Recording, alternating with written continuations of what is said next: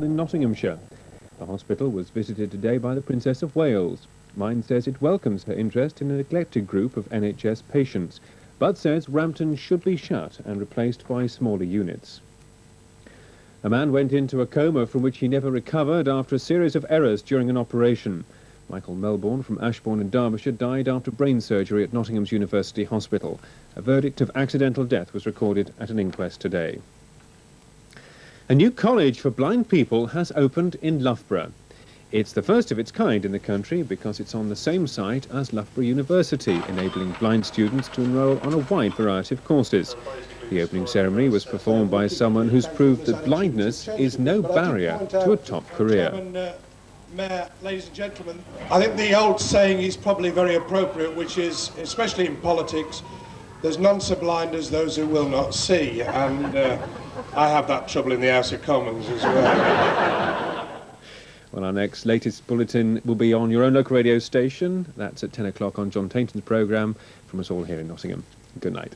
Good evening to you. If your barometer isn't showing set fair or something like it, then I think probably it's gone wrong, because certainly that is the way of the weather in the next few days. This large area of high pressure just drifting gently across from the west to sit on top of us really for most of the weekend and to give us the same old problem, and that is there's a lot of clouds circulating around that area of high pressure, as indeed you can see on the satellite picture, and that cloud is going to be coming and going, breaking here and there, giving some places some sun, other places some fog or even frost. Further away, incidentally, down in the Mediterranean around Yugoslavia and Greece, parts of Italy, the weather decidedly unsettled with some heavy rain and thunderstorms. And really that's where the action's going to be in the next day or so. The high pressure blocking the systems, taking them over Scandinavia and down into the Mediterranean. In fact, you can see as I'm running the sequence that there is quite a melee of cloud and rain down around there, and that really isn't going to move very far, and we stay fine and dry around the British Isles. Now, cloud, as I said, is a problem. It will be coming and going. There are some good breaks showing up at the moment, though, and if those breaks persist long enough,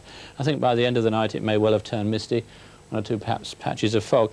Near to the east coast and in northern Scotland, the cloud thicker, giving just here and there one or two spots of rain. Now, where the cloud breaks, rather a chilly end to the night, but in the cloudier parts, temperatures holding up nicely.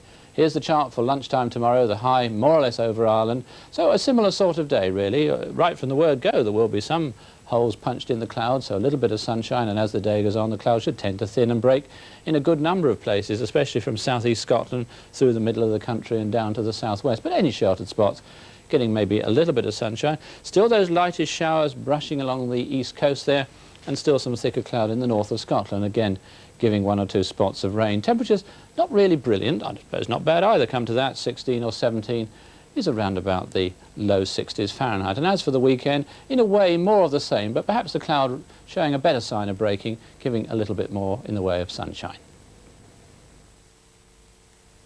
On 2 now, the concluding part of A Wanted Man. Madder Jaffrey and Michael Fitzgerald star in Malcolm Mackay's drama trilogy, giving an insight into the mind of a mass murderer. Because of the subject matter, there are scenes in the play which some people might find disturbing. On 1 in a moment, the return of Blackadder. Friday evening on 1 gets off to a dynamic start when Wogan meets Tina Turner. Then at 7:30, Dell's plans go adrift. Oh, blimey, Captain Birdseye's here, aren't you? I thought you were supposed to be going out with the old woman who lived in the shoe. Listen, I'm doing one of these mad challenges. I've got to dig up a football pitch, make a football pitch.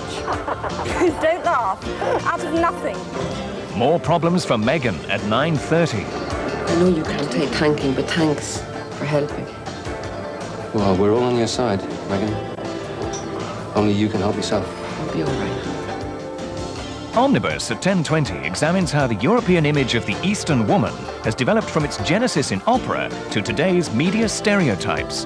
Then at 11:20, Richard Dreyfuss wants to know, whose life is it anyway?